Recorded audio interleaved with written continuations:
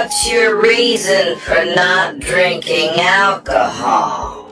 I was 18 when my dad picked me up from soccer practice one evening.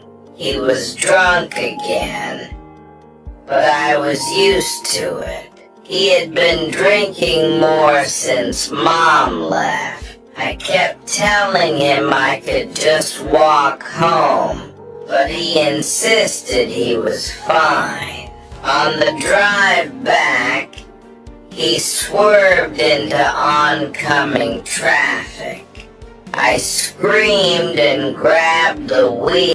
What's your reason for not drinking alcohol? I was 18 when my dad picked me up from soccer practice one evening. He was drunk again,